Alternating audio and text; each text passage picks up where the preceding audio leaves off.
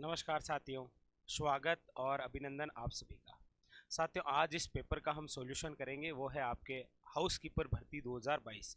मतलब जो आपके एग्ज़ाम हुआ था 9 जुलाई 2022 को, उसकी फाइनल आंसर की आ चुकी है। तो आप भी मिलान कर लीजिए यदि आपने एग्ज़ाम दिया है तो, वरना आप जिस एग्ज़ाम की तैयारी कर रहे हैं उन सभी के लिए क्वेश्चन इंपॉर्टेंट रहेंगे। देखते हैं उसके अंदर राजस्थान जीके से संबंधित कौन कौन से महत्वपूर्ण क्वेश्चन आए। देखिए, सबसे पहले आपके सामने क्वेश्चन है, हुर्डा सम्मेलन की अध्यक्षता किसने की? जो हुर्डा सम्मेलन है इसकी अध्यक्षता किसने की थी? देखिए, सबसे पहली बात तो ये है कि ये जो हुर्डा स्थान है ये कहाँ पर है? तो याद रखिए, ये स्थान होता है आपके भीलवाड़ा। दूसरी बात, हुर्डा सम्मेलन कब? तो याद रखिए 17/7/1734। पूछा जाए हुर्डा सम्मेलन के आयोजनकर्ता कौन, तो याद रखिएगा आयोजनकर्ता थे, उनका नाम है सवाई जयसिंह। सवाई जयसिंह। पूछा जाए हुर्डा सम्मेलन की रूपरेखा किसने तैयार की, तो याद रखिए हुर्डा सम्मेलन की रूपरेखा तैयार करने वाले थे महाराणा संग्राम सिंह सेकंड, और इन्हीं को सर्वप्रथम अध्यक्ष बनाया गया। लेकिन इनकी जब मृत्यु हो गई तो संग्राम सिंह के जो पुत्र हैं जिनका नाम है जगत सिंह सेकंड, उनको बनाया गया था हुर्डा सम्मेलन का अध्यक्ष। और देख लीजिए, यही क्वेश्चन पूछा गया है कि हुर्डा सम्मेलन की अध्यक्षता किसने की थी। Option number A D is correct answer, Maharana Jagat Singh second. अच्छा, आप कहेंगे सर हुर्डा सम्मेलन हुआ क्यों? तो याद रखिएगा हमारे यहाँ पर मराठों का आक्रमण ज्यादा होने लगा, तो मराठों को रोकने के लिए जयपुर के शासक सवाई जयसिंह द्वारा एक सम्मेलन करवाया गया जिसका नाम क्या था? हुर्डा सम्मेलन। वैसे ये हुर्डा सम्मेलन असफल हुआ क्योंकि यहाँ पर कोई आए नहीं थे, इसीलिए क्या हो गया था? असफल। क्वेश्चन ये भी बड़ा इंपॉर्टेंट है खानवा की तरह कि हुर्डा सम्मेलन में भाग लेने कौन कौन आए। तो जयपुर से तो थे आपके सवाई जयसिंह, मेवाड़ से थे जगत सिंह सेकंड, मारवाड़ से थे आपके अभय सिंह, बीकानेर से थे जोरावर सिंह, यहाँ तक कि नागौर से थे बख्त सिंह। वो सारी बातें, ठीक है। तो यहाँ पर option number D is a correct answer. अगला क्वेश्चन देखिए, क्वेश्चन नंबर है आपके सामने 32, और ये तो प्रसिद्ध क्वेश्चन है जी, लगभग एग्जामों के अंदर आपको देखने को मिल जाता है कि निम्न में से कौन सा किला यूनेस्को की विश्व धरोहर स्थल सूची में शामिल नहीं है? ऐसा कौन सा किला है जो यूनेस्को द्वारा विश्व धरोहर में शामिल नहीं है?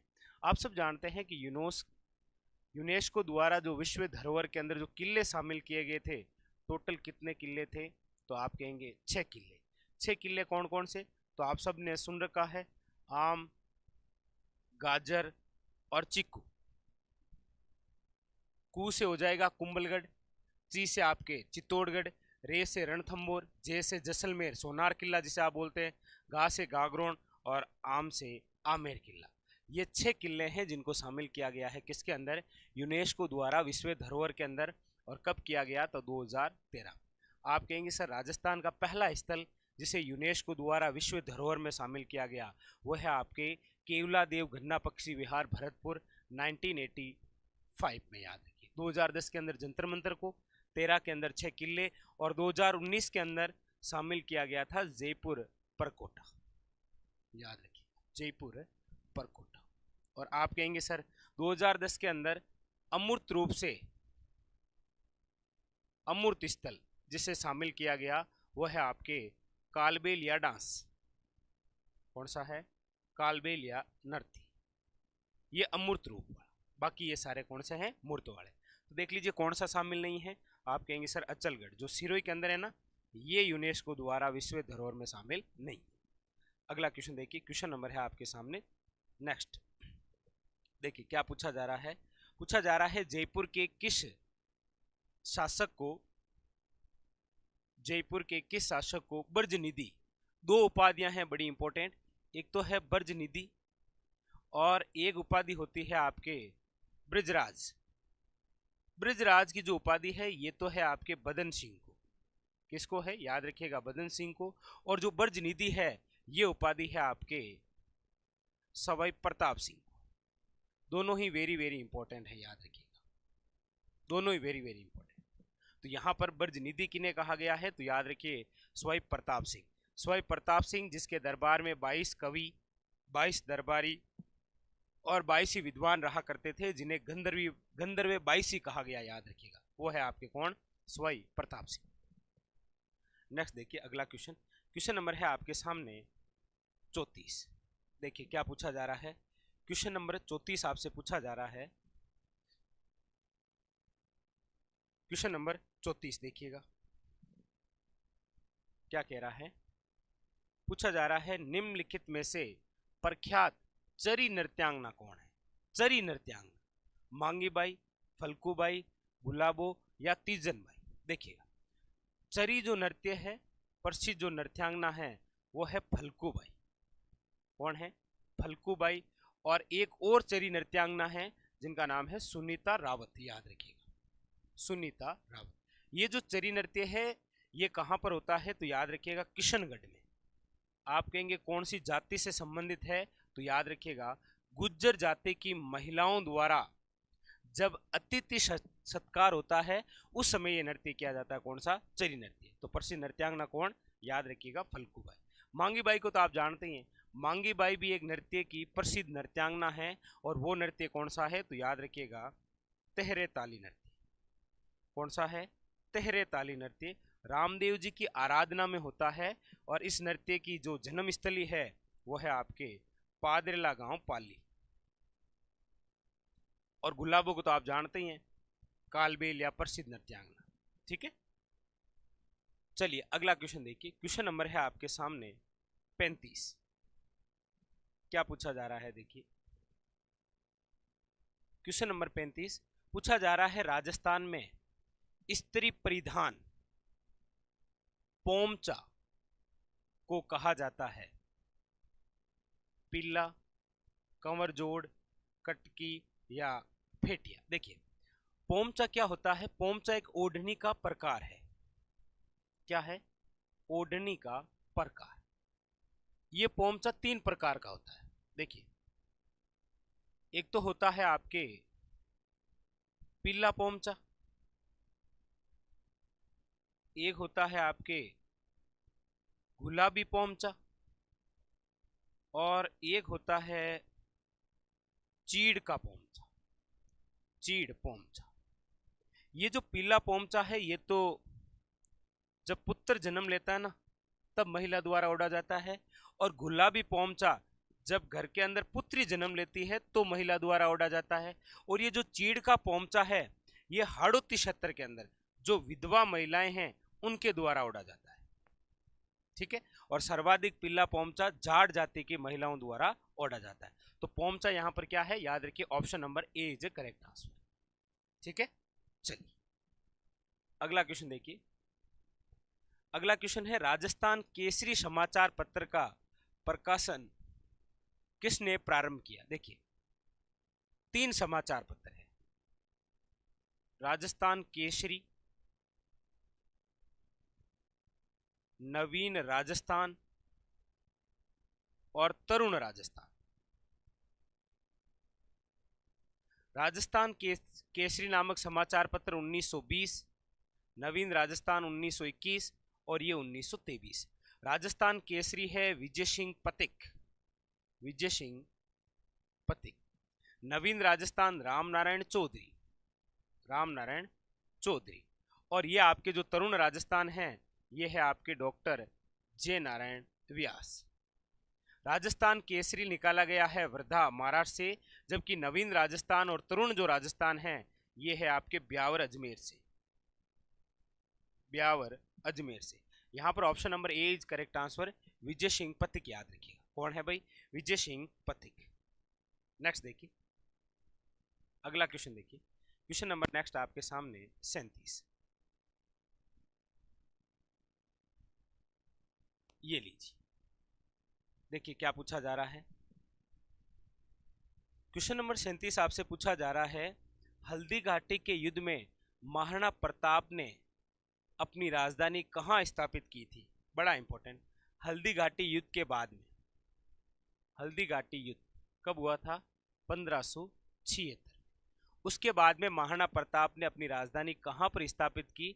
तो आप सब जानते हैं कि 1576 के अंदर हुआ हल्दी घाटी, 1582 के अंदर हुआ दिवेर का युद्ध, और 1585 के अंदर जिस स्थान को जीता था वो है चावंड, और इसी चावंड को अपनी क्या बनाई थी, याद रखिएगा, राजधानी। महाराणा प्रताप के बारे में देखिए, 1540 के अंदर इनका जन्म हुआ, 1572 के अंदर इनका राज्य अभिषेक हुआ, और 1597 के अंदर इनकी मृत्यु हो गई। 1576 में इन्होंने क्या किया, हल्दी घाटी, 1582 में क्या किया, दिवेर का युद्ध, और 1585 के अंदर इन्होंने किसको राजधानी बनाई थी, याद रखिएगा, चावंड। चावंड है आपके उदयपुर। ठीक है, चलिए अगला क्वेश्चन देखिए। क्वेश्चन नंबर है आपके सामने 38। क्या कह रहा है, ये देखिए, पूछा जा रहा है आपको गणगौर किस महीने में मनाई जाती है। देखिएगा, गणगौर नाम से पता चल रहा है गण और घोर। गण का तात्पर्य है शिव और घोर का तात्पर्य है पार्वती, मतलब शिव और पार्वती की पूजा होती है। मतलब पार्वती जी ने शिव जी को प्राप्त करने के लिए एक उपवास किया था, जिसे आज हम किस रूप में मनाते हैं, गणगौर। और ये गणगौर आपके कब आती है, तो चैत्र शुक्ल तृतीया, याद रखिएगा, वेरी वेरी इंपॉर्टेंट। लेकिन गणगौर कहाँ की प्रसिद्ध है, तो याद रखिएगा, जयपुर। लेकिन आपको ये भी तो पूछता है कि बिना ईश्वर की गणगौर, बिना ईश्वर की गणगौर कहाँ की प्रसिद्ध है। बिना ईश्वर का मतलब है जहां पर शिव जी की नहीं, केवल पार्वती जी की पूजा होती है, वो है आपके जिला जैसलमेर। कौन सा है, जैसलमेर। एक आप कहेंगे सर गुलाबी गणगौर कहाँ की प्रसिद्ध है, तो याद रखिए, गुलाबी जो गणगौर है ये प्रसिद्ध है आपके नाथद्वारा। कहाँ की है भाई, याद रखिएगा, नाथद्वारा। और नाथद्वारा कहाँ पर है, याद रखिएगा, राजसमंद। एक है, याद रखिएगा आपके, वो है धिंगा बेतमार गणगौर। धिंगा बेतमार गणगौर, जिसे बोलते हैं कुंवारों की गणगौर, ये है आपके जोधपुर की। ये कहाँ की है, जोधपुर की। और एक है धिंगा गणगौर, याद रखिएगा, और वो है आपके उदयपुर की प्रसिद्ध। तो ये कुछ गणगौर है जहां से आपके एग्जाम के लिए क्वेश्चन बनता है। यहां पर option number D is correct answer. कौन सा, चैत्र। अगला क्वेश्चन देखिए, क्वेश्चन नंबर आपके सामने 39। पूछा गया है सैंधव सभ्यता के किस स्थल से हमें जुतते हुए खेत के साक्ष्य मिले। कौन से खेत हैं, जुतते हुए खेत। अब जुतते हुए खेत पूछे या फिर दोहरे जुतते हुए खेत। दोहरे जुतते हुए खेत का मतलब है एक साथ दो फसल, और ये जानकारी हमें कहां से मिलती है, याद रखिएगा, कालीबंगा से। अब कालीबंगा के बारे में तो आप सब जानते ही हैं, ये हनुमानगढ़ के अंदर है, घग्गर नदी के किनारे है। यहाँ से जुतते हुए खेत के साक्ष्य के अलावा यहाँ पर भूकंप के साक्ष्य मिले, और यहाँ तक कि 7 हवन कुंड मिले, जिसे आप बोलते हैं अग्निवेदिका। ये है आपके कौन सा, कालीबंगा। और कालीबंगा का शाब्दिक अर्थ है काली चूड़ियां, याद रखिएगा, क्या है, काली चूड़ियां। क्लियर। अगला क्वेश्चन देखिए, क्वेश्चन नंबर आपके सामने 40। पूछा गया है उस्सा मस्जिद कहाँ है। बहुत शानदार क्वेश्चन। उस्सा मस्जिद कहाँ पर है, बताइए। अब देखिए, यहाँ पर उस्सा मस्जिद है, यहीं पर आपके उस्सा मंदिर है, यहीं पर आपके गंगा मंदिर है, और ये कहाँ पर है, तो सारे के सारे स्थान है आपके बयाना में, याद रखिए। Option number D is correct answer. और बयाना कहाँ पर है, तो याद रखिएगा, भरतपुर। बयाना कहाँ पर है, वेरी वेरी इंपॉर्टेंट, याद रखिएगा, भरतपुर में।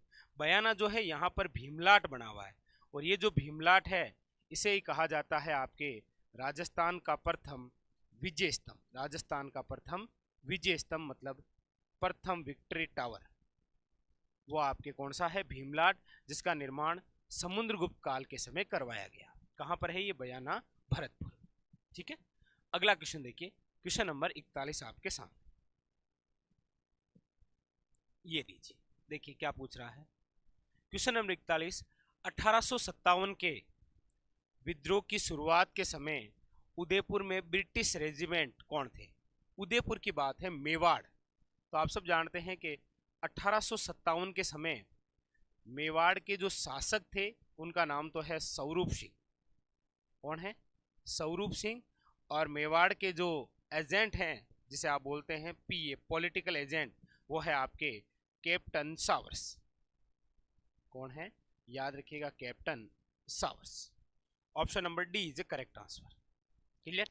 और ये 1857 के समय की बात है। क्लियर? तो शासक स्वरूप सिंह और पॉलिटिकल एजेंट कौन? याद रखिएगा, कैप्टन सावर्स। अगला देखिए, क्वेश्चन नंबर आपके सामने 42। ये लीजिए, क्या पूछा जा रहा है? क्वेश्चन नंबर 42 आपके सामने, कू क्या है? अब यहां पर आप कू बोल सकते हैं या फिर टापरा। कू या टापरा क्या है? तो आप कहेंगे सर ये है आपके भील जनजाति का घर। भील जनजाति के जो घर होते हैं ना, उनको क्या बोलते हैं? कू या फिर टापरा। Option number C is correct answer. अगला क्वेश्चन देखिए, क्वेश्चन नंबर आपके सामने 43। देखिए,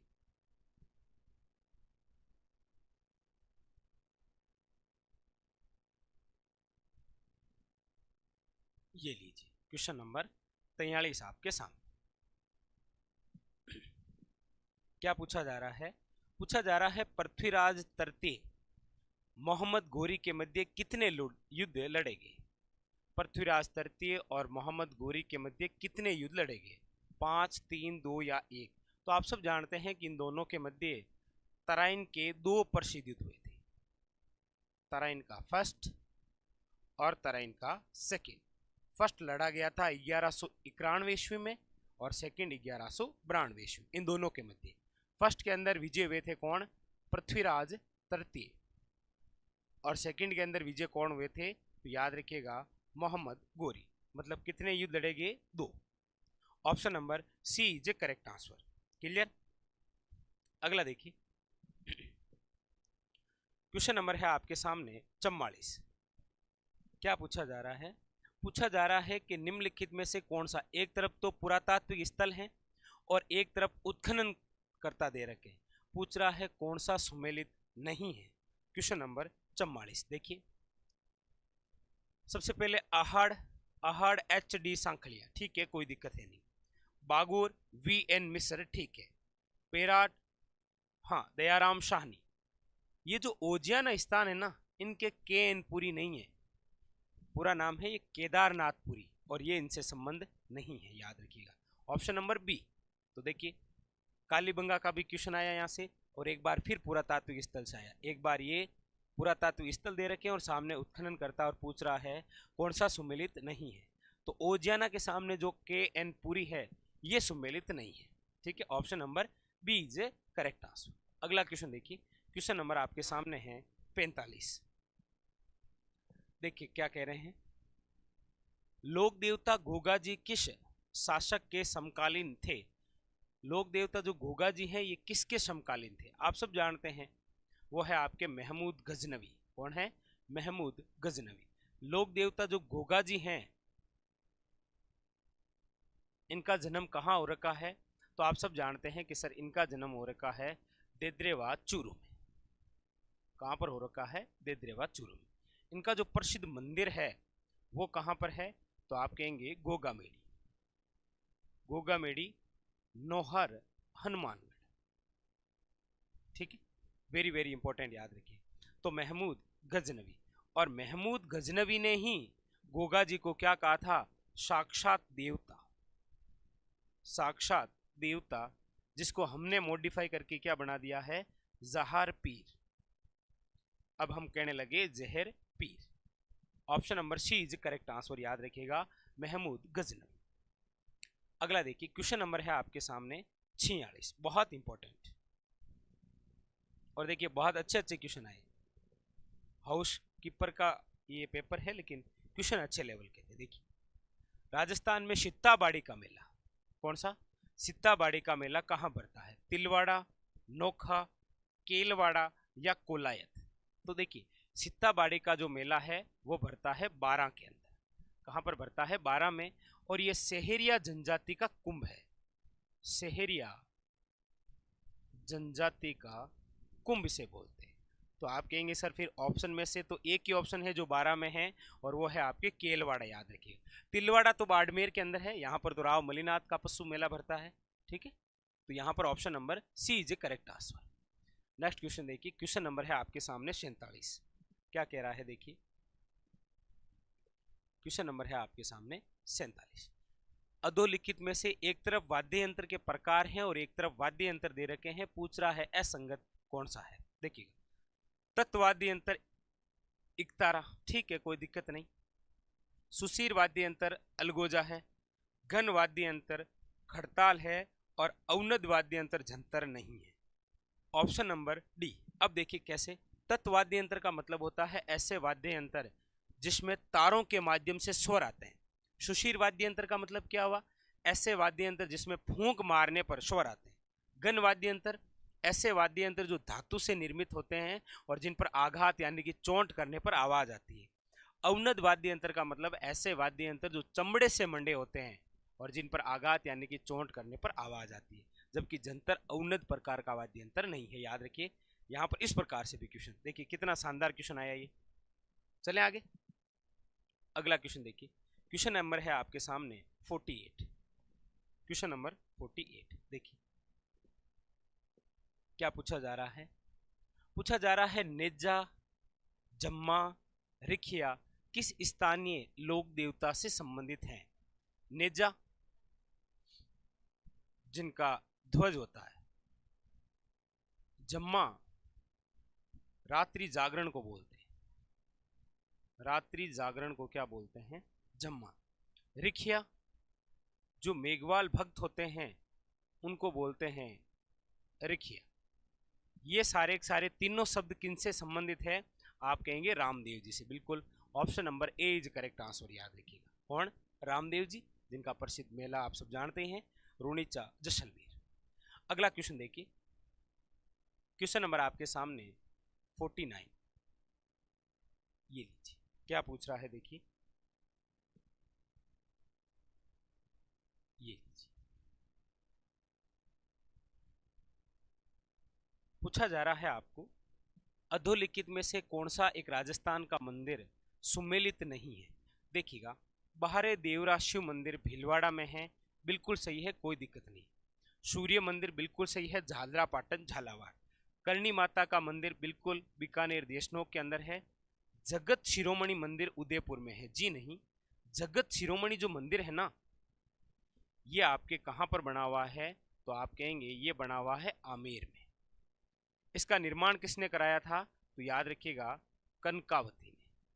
कनकावती ने अपने पुत्र जगत सिंह की याद में आमेर के अंदर जिस मंदिर का निर्माण करवाया वो कौन सा मंदिर है, जगत शिरोमणि मंदिर। और कहते हैं कि इसके अंदर वही मूर्ति है जिसकी पूजा मीरा किया करती थी, इसलिए नाम क्या है, जगत शिरोमणि मंदिर। नेक्स्ट देखिए, क्वेश्चन नंबर है आपके सामने 50, बहुत ही शानदार। देखिए पूछा जा रहा है आपको, नथमल और सलीम सिंह की हवेलियां स्थित है। देखिएगा, एक तो आपके पटुओं की हवेली, एक है आपके नथमल की हवेली, एक है सालिम सिंह की। सालिम सिंह, ये सलीम सिंह नहीं, सालिम सिंह है। ये तीनों हवेली जहां पर है वो आप सब जानते हैं जैसलमेर, बहुत ज्यादा इंपॉर्टेंट, जैसलमेर याद रखिए, ठीक है। इसमें जो सालिम सिंह की हवेली है ना, इसे तो नौखंडी हवेली भी कहा जाता है, नौखंडी हवेली। और नतमल हवेली की तो आपको पता ही है, नतमल की हवेली वे हवेली है जिसके कारीगरों के हाथ ताजमहल के समान काट दिए गए। तो ये सारे आपके option number B is correct answer, Jaisalmer. अगला क्वेश्चन देखिए, क्वेश्चन नंबर है आपके सामने 51। क्या पूछा जा रहा है, पूछा जा रहा है गंगा और ब्रह्मपुत्र डेल्टा क्षेत्र के वनों को क्या कहा जाता है। आप सब जानते हैं गंगा और ब्रह्मपुत्र जो डेल्टा क्षेत्र हैं उनके वनों को क्या कहा जाता है, तो सुंदरवन। क्या कहा जाता है, सुंदरवन। यहाँ पर किस प्रकार के वन पाए जाते हैं, तो मैंग्रोव वन, और सबसे मैंग्रोव वन नाम है सुंदरी। ऐसा भी पूछा जा सकता है, सुंदरी नामक मैंग्रोव वन कहाँ पाए जाते हैं, सुंदरवन। और सुंदरवन डेल्टा, गंगा और ब्रह्मपुत्र। याद रखिए, गंगा और ब्रह्मपुत्र डेल्टा क्षेत्र में कौन से वन हैं? सुंदरवन सुंदरवन डेल्टा है ना, वही है ये बंगाल की खाड़ी वाला, वहां पर पाए जाते हैं सुंदरवन, जिनको क्या बोला जाता है? मैग्रोवन, और वनस्पति है सुंदरी। अगला देखिए, क्वेश्चन नंबर है आपके सामने 52। क्या कह रहा है? क्वेश्चन नंबर 52 ये लीजिए, देखिए पूछा जा रहा है आपको, निम्नलिखित में से कौन सा, एक तरफ रेगिस्तान है और एक तरफ स्थान है, पूछा जा रहा है, सुमेलित नहीं है। देखिए, कालाहारी, पेटागोनिया, ग्रेट सैंडी और किजिलकुम। देखिए, किजिलकुम एशिया में है, कोई दिक्कत नहीं है, ग्रेट सैंडी आपके ऑस्ट्रेलिया में है, और पेटागोनिया आपके दक्षिण अमेरिका में है। ये आप कमेंट करके बताइएगा कालाहारी मरुस्थल कहां पर है। बाकी आपको पता ही है कालाहारी, तो फिर भी बताइएगा कालाहारी मरुस्थल कहां पर है। चलिए आगे बढ़ते हैं, ये आपको कमेंट बॉक्स में बताना है। चलिए अगला क्वेश्चन देखिए, क्वेश्चन नंबर है आपके सामने 53। क्या पूछा जा रहा है? देखिए देखिए क्वेश्चन नंबर है आपके सामने 53। देखिए पूछा जा रहा है, निम्नलिखित में से कौन सा शहर डेन्यूब नदी के किनारे स्थित है? डेन्यूब नदी के किनारे, वार्सा, एथेंस, पेरिस या वियना। याद रखिए, option number D is correct answer, Vienna, Vienna. अगला देखिए, निम्नलिखित में से कौन सी भूकंप तरंगे नहीं है? ऐसी कौन सी तरंगे हैं जो भूकंप तरंगे नहीं है? ऑप्शन नंबर है आपके सामने डी। याद रखिएगा, वी प्रकार की जो तरंगे हैं वो भूकंप तरंगे नहीं है, ठीक है। बाकी हमारा राजस्थान जीके में यही होता कि भूकंप के साक्ष्य कहां से मिले? कालीबंगा से, ठीक है। अब देखिए क्वेश्चन और भी है राजस्थान जीके के, जैसे देखिए क्वेश्चन नंबर आपके सामने 55, ये रहा आपके सामने, देखिए ये रहा, बहुत अच्छा क्वेश्चन। कर्क रेखा नहीं गुजरती है, बहुत ही शानदार क्वेश्चन है भाई। कर्क रेखा नहीं गुजरती है, ऑप्शन है पश्चिम बंगाल, गुजरात, मध्य प्रदेश और ओडिशा। कर्क रेखा कहां से नहीं गुजरती है? तो देखिए इसके लिए एक ट्रिक याद रखिएगा, कौन सी? राम के 36 मित्र बंगाल जार गुजरे, बंगाल जार गुजरे, राम के 36 मित्र बंगाल जार गुजरे। कहां पर जाकर गुजरे? बंगाल जाकर। देखिए, रा से राजस्थान, मे से मध्य प्रदेश, छत्तीसगढ़, मिजोरम, त्रिपुरा, पश्चिम बंगाल, झारखंड और गुजरात। देख लीजिए, 1 2 3 4 5 6 7 और 8, और कर्क रेखा भारत के 8 राज्यों से गुजरती है, भारत के 8 राज्यों से, और बिल्कुल भारत के मध्य से गुजरती है। तो राम के 36 मित्र बंगाल जार गुजरे, कौन सा शामिल नहीं है? आप कहेंगे सर ओडिशा नहीं है, ऑप्शन नंबर डी। अगला क्वेश्चन देखिए, बहुत अच्छा क्वेश्चन था ये। क्वेश्चन नंबर है आपके सामने 56। क्या पूछा जा रहा है? निम्नलिखित में से किस जिले में अंतर्राष्ट्रीय और अंतर्राज्यीय सीमा दोनों हैं? देखिएगा, ये हमारा राजस्थान, ठीक है। इसमें 2 जिले, एक तो है आपके यहां श्री गंगानगर, और यहां पर है आपके बाड़मेर। अब क्या है कि श्री गंगानगर इधर से तो सीमा लगाता है पाकिस्तान के साथ में, इधर लगाता है पंजाब के साथ, ये भी इधर पाकिस्तान के साथ में, इधर गुजरात के साथ में। मतलब राजस्थान के 2 ऐसे जिले हैं जो अंतर्राष्ट्रीय और अंतर्राज्यीय दोनों प्रकार की सीमा लगाते हैं। अब इन दोनों में से ऑप्शन में कौन सा है? आप कहेंगे sir option number B is correct answer, Barmer, क्योंकि गंगानगर है नहीं, बाड़मेर, ऑप्शन नंबर बी। ये लीजिए, क्वेश्चन नंबर है आपके सामने 57। देखिए क्या पूछा जा रहा है? पूछा जा रहा है, सोरसान घास के मैदान किस जिले में है? अब देखिए, इस क्वेश्चन को आप ऐसे सोल्व करिए। आप सब जानते हैं कि गोडावण है, गोडावण पक्षी, और इस गोडावण पक्षी के लिए हमारे राजस्थान के 3 स्थल बड़े प्रसिद्ध हैं। एक तो है राष्ट्रीय मरु उद्यान, ठीक है, एक है आपके शोरशेन, सोरशेन 12 और एक है आपके सांखलिया अजमेर। यही तो स्थान प्रसिद्ध है और गोडाउन के लिए तीनों स्थान प्रसिद्ध है। ठीक है, यहां पर पूछा जा रहा है सोरशान घास के मैदान, यही है सोरशेन 12 वाला। Option number C is correct answer. केवल बस ऐसे पूछ के आपको कंफ्यूज कर दिया, बाकी सोरशेन घास के मैदान सोरशेन 12 में ही है जहां पर गोडाउन पक्षी ठहरते हैं। ठीक है, अगला देखिए क्वेश्चन नंबर है आपके सामने 58। देखिएगा क्या पूछा जा रहा है, निम्नलिखित में से कौन सा एक तरफ खनिज है और एक तरफ उत्पादक जिला है, पूछ रहा है, सही सुमेलित नहीं है। देखिए टंगस्टन बिल्कुल ठीक है, कोई दिक्कत नहीं है, डेगाना नागौर। गार्नेट या तांबड़ा जिसे आप बोलते हैं टोंक, कोई दिक्कत नहीं है। वोलेस्टोनाइट आप कहेंगे सर शिरोई, तो जो ऑप्शन सी है वो आपके क्या है, असंगत, क्योंकि फ्लेशपार तो आपके हो जाएगा अजमेर।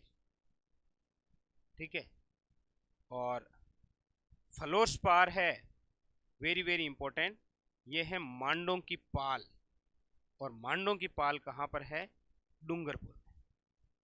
ये कहां पर है, डूंगरपुर। अगला देखिए क्वेश्चन नंबर है आपके सामने 59। क्या पूछा जा रहा है, देखिएगा पूछा जा रहा है राष्ट्रीय ऊंट अनुसंधान केंद्र कहां पर स्थित है। राष्ट्रीय ऊंट अनुसंधान केंद्र, सिंपल सी बात है, option number C is correct answer, Bikaner. और क्योंकि बीकानेर को कहा क्या जाता है, ऊंटों का देश, तो बीकानेर का दूसरा नाम क्या, ऊंटों का देश, या ऊन का घर, या फिर रत्ती का शेर, प्राचीन नाम है जांगल प्रदेश। नेक्स्ट क्वेश्चन नंबर 60, 56 के मैदान कहां अवस्थित है। कितना अच्छा और कितना सिंपल क्वेश्चन। 56 के मैदान आप सब जानते हैं कि सर 56 के जो मैदान है वो बांसवाड़ा और प्रतापगढ़ के मध्य 56 गांवों की जो उपजाऊ भूमि है, 56 गांवों की उपजाऊ भूमि, वो क्या कहलाते हैं, 56 का मैदान। ये जो 56 का मैदान है किस नदी का भाग है, याद रखिएगा माही, और किस भौतिक प्रदेश का भाग है, तो पूर्वी मैदान का, याद रखिए। इसके अलावा आपके दिमाग में आ रहा होगा सर एक वो भी तो है 56 की पहाड़ियाँ, बिल्कुल सही है, 56 की पहाड़ियाँ। ये जो 56 की पहाड़ियाँ या पर्वत जो है ये है आपके बाड़मेर, मतलब बालोतरा से लेकर शिवाना के मध्य जो 56 गुंबदाकार पहाड़ियाँ हैं उन्हें कहा जाता है 56 की पहाड़ियाँ, और वो कहाँ पर है, बाड़मेर। यदि एग्जाम में आपको ऐसे पूछे ना 56 बेसिन किस जिले में है, तो याद रखिएगा बांसवाड़ा। ठीक है, तो केवल क्या होगा, बांसवाड़ा। 56 का मैदान हो गया, 56 की पहाड़ियां हो गई, और 56 बेसिन हो गए। क्लियर। अब देखिए अगला क्वेश्चन, जीके के अच्छे क्वेश्चन थे, और क्वेश्चन लगभग वही जो आपको हर एग्जाम में देखने को मिलते हैं। देखिए क्वेश्चन नंबर आपके सामने है, इधर देखिए 61, निम्नलिखित में से कौन सी चोटी दक्षिण अरावली श्रृंखला में अवस्थित नहीं है। बहुत शानदार क्वेश्चन, बताइए निम्नलिखित में से कौन सी चोटी दक्षिण अरावली, देखिएगा ये हमारा राजस्थान, इसके अंदर ये अरावली, ये हो गई दक्षिण अरावली, ये मध्य अरावली, और ये उत्तरी अरावली। देखिएगा शेर शिरोई में है, दिलवाड़ा सिरोही में है, कमलनाथ उदयपुर में है। ये तीनों चोटियां तो आपके कहाँ, दक्षिण अरावली में। इसमें जो बिलाली है ना, जिसकी ऊंचाई 775 मीटर है, ये अलवर में है। और अलवर कहाँ है, आप कहेंगे सर यहाँ, और वो किसका भाग है, उत्तरी अरावली का, ना कि दक्षिण अरावली का, याद रखिएगा। ये जो शेर है 1597 मीटर इसकी ऊंचाई है, और ये कहाँ पर है, शिरोई में। ये जो दिलवाड़ा है 1442 मीटर, ये भी शिरोई में। और कमलनाथ 1001, ये कहाँ पर है, उदयपुर। तो जो नहीं है वो है आपके बिलाली, क्योंकि बिलाली अलवर में है, और ये उत्तरी अरावली का भाग है, ना कि दक्षिण अरावली। कितना शानदार क्वेश्चन था। चलिए अगला क्वेश्चन देखिए, क्वेश्चन नंबर है 62। एक तरफ स्थान दे रखे हैं और सामने दे रखी है उस स्थान से निकलने वाली नदी, पूछ रहा है कौन सा सुमेलित नहीं है। देखिए जाना पाव की पहाड़ियां चंबल, कोई दिक्कत नहीं है, महू जिला एमपी। नाग पहाड़ियां अजमेर लूणी निकलती है, गोगुंदा उदयपुर बेड़च निकलती है, ठीक है। बिजराल की पहाड़ियां बनास नहीं है, बिजराल की पहाड़ियां राजसमंद है और यहां से निकलती है खारी, क्योंकि बनास आती है खमनोर की पहाड़ियों से। वहां से आती है खमनोर की पहाड़ियां, ये भी राजसमंद। Option number D. अगला देखिए, क्वेश्चन नंबर है आपके सामने है 63। बहुत ही शानदार क्वेश्चन। देखिए क्या पूछा जा रहा है। पूछा जा रहा है आपके सामने, निम्नलिखित में से एक तरफ दे रखे हैं आपके संरक्षण रिजर्व, जिसे आप बोलते हैं संरक्षित क्षेत्र, जिसे आप बोलते हैं कंजर्वेशन रिजर्व। एक तरफ कंजर्वेशन रिजर्व और एक तरफ स्थान, कौन सा सम्मिलित नहीं है। देखिएगा, बीड़ झुंझुनू में है और एक बीहड़ है, ये राजस्थान के पूर्वी भाग में चंबल नदी द्वारा निर्मित है, और ये है बीड़ मतलब पशु चारागृह, बिल्कुल झुंझुनू में, कोई दिक्कत नहीं। रोटू आपके नागौर में है और सुंदा माता जालोर और शिरोई में है। ये जो गोगलाव है ना, ये बीकानेर में नहीं है, गोगलाव कंजर्वेशन रिजर्व भी किस जिले में है, याद रखिएगा, नागौर में। ये भी कहां पर है, नागौर के। अगला देखिए, क्वेश्चन नंबर आपके सामने 64। क्या पूछा जा रहा है, राजस्थान में राज्य की प्रथम वन नीति किस वर्ष घोषित की गई थी। आप सब जानते हैं राजस्थान की प्रथम वन नीति 2010। Option number C is a correct answer, याद रखिएगा। अगला और अंतिम क्वेश्चन, राष्ट्रीय महिला आयोग की अध्यक्ष कौन है। राष्ट्रीय महिला आयोग की अध्यक्ष कौन है, आप सब जानते हैं। ऑप्शन नंबर, या आप ही बताएंगे, ये राष्ट्रीय महिला आयोग के अध्यक्ष कौन है भाई। बिल्कुल ठीक है, रेखा शर्मा। कौन है, रेखा शर्मा। जबकि राज्य महिला आयोग के अध्यक्ष कौन है, तो आप सब जानते हैं। चलिए ये आप कमेंट करके बताइएगा, राजस्थान राज्य महिला आयोग की अध्यक्ष कौन है। अभी बनी थी, आपके एग्जाम में भी आया था एक, याद रखिएगा। ये आपको दो कमेंट करके बतानी, एक तो कालाहारी और एक ही, ठीक है। तो ये थे आपके कुछ महत्वपूर्ण क्वेश्चन जो आपके, हाँ बिल्कुल, तो ये आपके एग्जाम के लिए बहुत उपयोगी रहेंगे, याद रखिएगा। हाउस कीपर का जो एग्जाम हुआ उसके अंदर ये सारे महत्वपूर्ण क्वेश्चन आए। फिर मिलेंगे इसी प्रकार एक नए सेशन के साथ, तब तक के लिए धन्यवाद।